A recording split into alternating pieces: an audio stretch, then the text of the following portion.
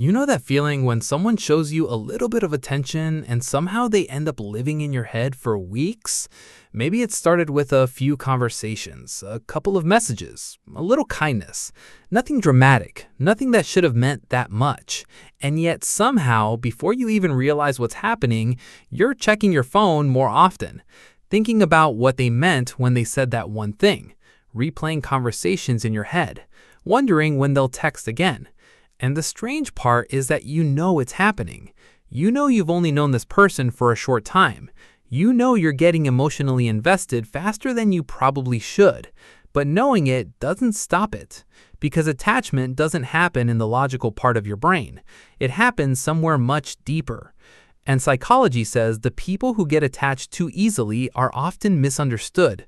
Most people assume you're desperate, needy, too emotional. But that's usually not what's actually happening. What's happening is that your brain places enormous value on emotional connection. And when connection finally appears, it feels significant almost immediately. Think about it. You can go weeks, sometimes months, feeling emotionally disconnected from everyone around you. You have conversations, you interact with people, you function normally. But very little of it feels meaningful. Then suddenly, someone comes along who listens carefully, who remembers small details, who makes you feel understood, who gives you their full attention for a moment. And your brain reacts like it just discovered water in a desert.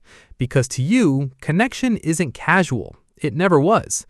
That's why small gestures often feel bigger than they look. Someone remembers your favorite song. You remember it for months. Someone checks on you unexpectedly. You think about it all day. Someone makes you feel seen. And suddenly, they're occupying far more space in your mind than they probably realize. The interesting part is that you often don't get attached to people themselves. You get attached to how they make you feel. There's a difference. Because what you're really attached to is the feeling of being understood, the feeling of being chosen, the feeling of mattering. And if those feelings have been rare in your life, they become incredibly powerful.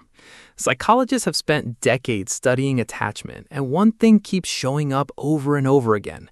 Human beings don't become attached based solely on how much attention they receive.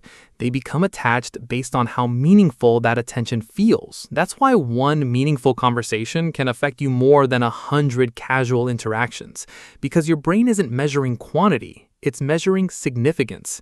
And here's where things get complicated. You tend to fill in the gaps. Someone shows interest, your mind starts imagining possibilities. Not intentionally, it just happens. You start wondering where this could go, what this person is really like, what the future might look like. You create emotional momentum before the relationship itself has had time to develop. And suddenly you're emotionally invested in a story that's still being written. This isn't because you're irrational, it's because your brain naturally seeks emotional certainty. When something feels important, your mind starts building a complete picture around it. The problem is that reality often moves slower than imagination, much slower.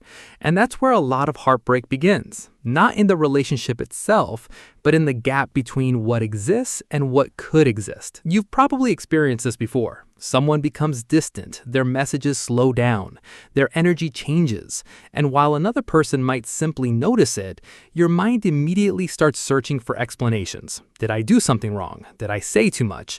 Are they losing interest? Was I imagining the connection? And suddenly one delayed response can affect your entire mood. Not because you're dramatic, because emotionally attached people become highly sensitive to changes in connection. Your brain notices every signal, every shift, every inconsistency, because once someone becomes important to you, your attention naturally follows them. There's another reason this happens that people rarely talk about. You often become attached quickly because you don't experience people casually. You experience them deeply. Most people meet someone and gather information. You meet someone and start understanding them. You notice their insecurities, their habits, the way their voice changes when they're excited, the things they don't say, the emotions underneath the words. And that depth creates intimacy faster in your mind, even if the relationship itself hasn't reached that level yet. In other words, you feel close before closeness is fully established. And that's a difficult thing to manage emotionally, because while you're building emotional connection, the other person might still be deciding how they feel. Now, here's something important. A lot of people who get attached easily have spent years telling themselves they need to stop caring so much, stop feeling so much, stop investing so quickly. But that's usually the wrong lesson. The problem isn't that you care deeply. The problem is that you often give trust faster than evidence. You give emotional access before emotional consistency has been proven. You assume potential equals reality, and those are two very different things. Potential is who someone could become. Reality is who they've consistently shown you they are. Emotionally attached people often fall in love with potential first because potential feels beautiful. Hope feels beautiful. Possibility feels beautiful. But possibility alone cannot support a relationship. Only consistency can. And consistency takes time. Time is the one thing attachment doesn't always want to wait for. That's why patience feels so uncomfortable. You want clarity now, certainty now, connection now.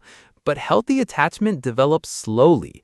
It grows through repeated experiences, repeated trust, repeated reliability, not through one amazing conversation, not through one perfect weekend, not through one moment that feels magical.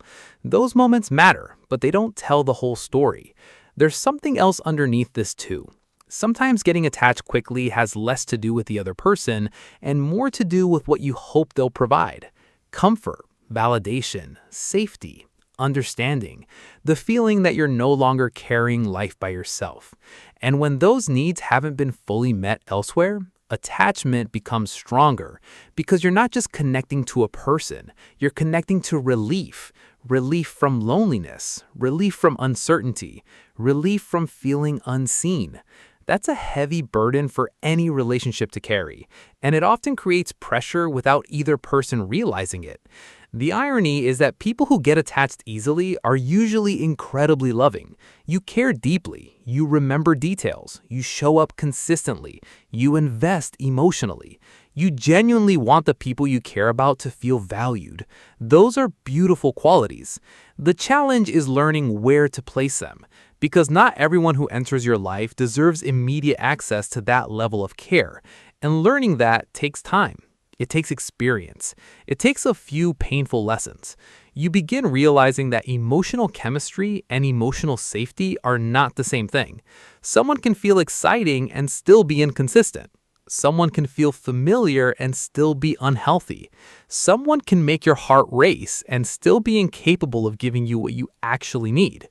And once you understand that, something changes.